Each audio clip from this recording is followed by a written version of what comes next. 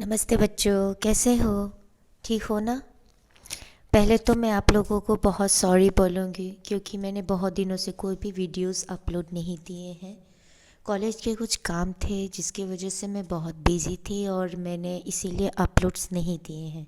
ठीक है, तो प्लीज़ फॉरगिव मी। तो देखिए, आज जो टॉपिक जो स्टार्ट करूँगी मैं वो है इज़ मैट्रिक्स मल्टीप्लिकेशन कम्यूटेटिव। सो पिछले वीडियो में आप लोगों ने देखा होगा कि मैंने मैट्रिक्स मल्टीप्लिकेशन दिखाया था, जहाँ पे मैंने different types of different orders लिए थे मैट्रिक्स के और उन्हें मल्टीप्लाई करके आपको सिखाया था। इस वीडियो में मैं प्रॉपर्टीज़ ऑफ मैट्रिक्स का जो पहला प्रॉपर्टी है वेदर इट इज़ कम्यूटेटिव और नॉट वो शो करूँगी। ठीक है, तो वीडियो लास्ट तक देखते रहिएगा कि हमने एक मैट्रिक्स लिया A इक्वल्स टू 1-4 0 5 6 7 और B इक्वल्स टू 2 1 3 0 एंड -1 7। ठीक है, तो जैसा कि जानते हैं कि अगर मैट्रिक्स का मल्टीप्लाई करना होता है तो उसका नंबर ऑफ जो कॉलम्स है of A should be equal to number of rows of B. तो यहाँ पे कितने कॉलम्स है? यहाँ पे 2 कॉलम है, तो इस मैट्रिक्स का ऑर्डर क्या होगा? ये हो जाएगा हमारा 3x2 मैट्रिक्स। किस लिए? क्योंकि इसका नंबर ऑफ रोज कितना है 3 और नंबर ऑफ कॉलम्स है 2। सिमिलरली अगर मैट्रिक्स बी को देखें तो यहाँ पे नंबर ऑफ रोज कितना है 2 और नंबर ऑफ कॉलम्स कितने हैं 3 है। तो मैट्रिक्स मल्टीप्लिकेशन इज़ पॉसिबल क्योंकि यहाँ पे आप देखो number of rose number of columns कितने हैं 2 और यहाँ पे रोज है 2। तो अभी हम इन दोनों मैट्रिक्स को क्या करेंगे? मल्टीप्लाई करके चेक करेंगे कि whether the matrix that is whether A B and B A exist और क्या करते हैं इसका ए बी निकालते हैं। तो देखिए, ये हो गया हमारा मैट्रिक्स 1-4 0 5 6 7 और हमें क्या करना है? मल्टीप्लाई करना है बी के साथ जिसका मैट्रिक्स का ऑर्डर है 2x3। तो अगर हम इसे मल्टीप्लाई करते हैं या प्रोडक्ट लेते हैं तो हमें क्या मिल रहा है? तो ये फर्स्ट फर्स्ट एलिमेंट को हम इसके साथ मल्टीप्लाई करेंगे तो हमें यहाँ पे मिल रहा है 1 × 2 प्लस अभी 1 × 2 और -4 × 1। ठीक है, सिमिलरली 1 × 3 प्लस -4 × 0 और ये हो जाएगा इंटू -7। ठीक है, तो ऐसे हम क्या करेंगे? मल्टीप्लाई करके बाकी जो एलिमेंट्स है उसे हम निकाल लेंगे। ओके, तो अभी इस मैट्रिक्स का ऑर्डर क्या होगा? देखिए, यहाँ पे हमारा क्या है 3x2 है और ये है 2x2। तो यहाँ से ये 2 और ये 2 कॉमन है, ये हट जाएगा तो हमें जो मैट्रिक्स मिलेगा उसका ऑर्डर क्या होगा? 3x3। ठीक है, तो इस मैट्रिक्स का ऑर्डर हमें क्या मिला? 3x3 मिला। तो अभी देखिए, अभी हम इसका सम निकाल लेते हैं। तो ये हो गया 2 × 4, ये हो जाएगा 3 -0 3 + 0, ये हो जाएगा -1 + 28।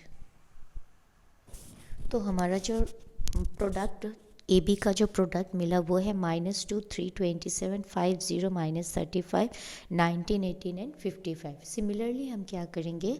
बी ए निकालेंगे और देखेंगे कि ए बी और बी ए इक्वल है कि नहीं। ठीक है, तो पहले आप चेक करो कि आप इसका प्रोडक्ट निकाल सकते हो कि नहीं। करने से आपका ऑर्डर आ रहा है 2x3 × 3x2। ठीक है, ये हो गया ऑर्डर ऑफ बी और ये हो गया ऑर्डर मतलब क्या है कि number of columns in B is equals to number of rows in A. तो अगर ये पॉसिबिलिटी है तो हम इसका क्या निकाल सकते हैं? प्रोडक्ट निकाल सकते हैं। तो अभी हम क्या करेंगे? बी ए निकालेंगे और देखेंगे वेदर ए बी और बी ए इक्वल है कि नहीं। अगर A B is equal to B A हो जाता है तो that means what? That it is commutative.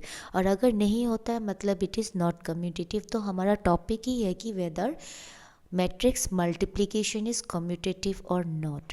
तो आपको याद रखना है कि अगर number of columns in A is equals to number of rows in B तभी हम मल्टीप्लाई कर सकते हैं, तभी हम प्रोडक्ट निकाल सकते हैं। अदरवाइज देखिए, हमने लिखा बी ए। ओके, बी ए मतलब 2 3 -1 1 0 -7 का प्रोडक्ट हमें किसके साथ निकालना है? 1 -4 0 5 6 7 के साथ।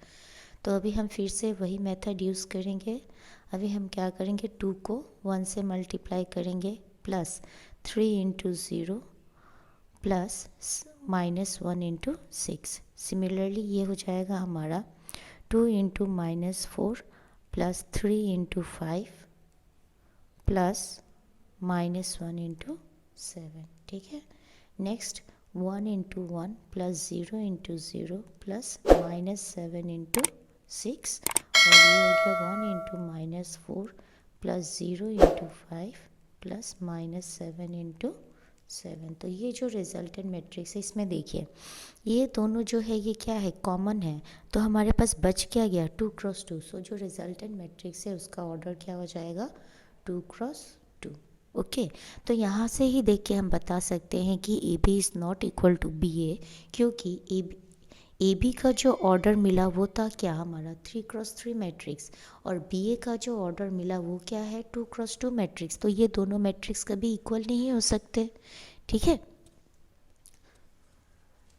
तो अभी हम क्या करेंगे, इस मैट्रिक्स को हम सिंप्लीफाई कर लेंगे। तो ये हो जाएगा 2 प्लस 0 -6 और -8 प्लस 15 -7, ये हो जाएगा 1 -42, और ये हो जाएगा -4 -49। ठीक है।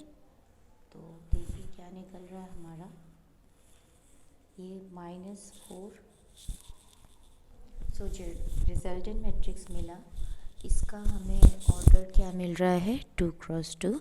तो यहाँ से हम कंक्लूड कर सकते हैं कि A B is not equal to B A. ठीक है।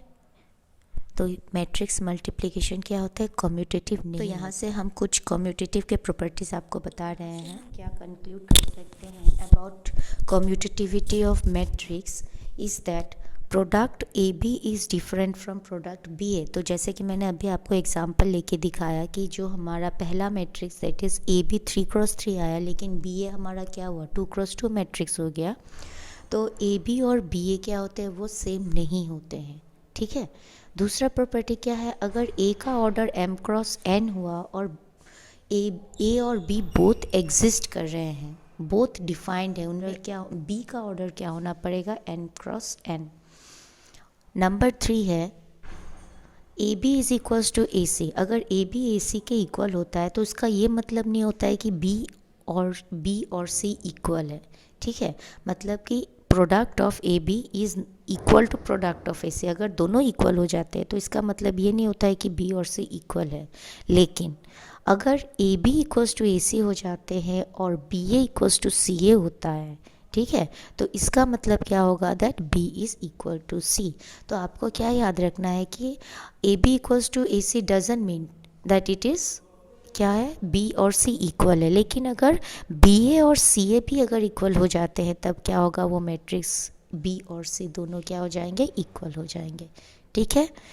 तो आई होप कि आपको कम्यूटेटिविटी समझ में आया होगा कि मैट्रिक्स कब कम्यूटेटिव होते हैं और कब कम्यूटेटिव नहीं होते हैं।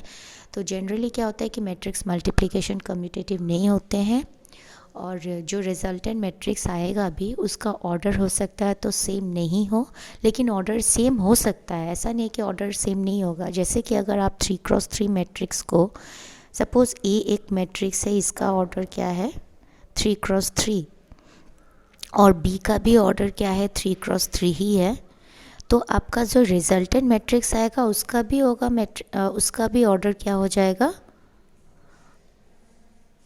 रिजल्टेंट मैट्रिक्स जो आएगा उसका भी ऑर्डर क्या होगा, 3 क्रॉस 3 ही होगा। ठीक है। तो स्क्वायर मैट्रिक्स अगर है तो जो अगर आप स्क्वायर मैट्रिक्स को मल्टीप्लाई करते हो तो रिजल्टेंट मैट्रिक्स का भी ऑर्डर जो होगा वो क्या होगा, सेम होगा। ठीक है।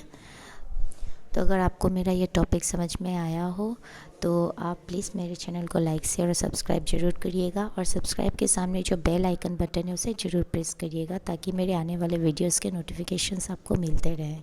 नेक्स्ट वीडियोस में मैं आपको मैट्रिक्स मल्टीप्लिकेशन जो रेस्ट ऑफ द प्रॉपर्टीज़ है वो एक्सप्लेन करके दूँगी। ठीक है। Thank you for watching.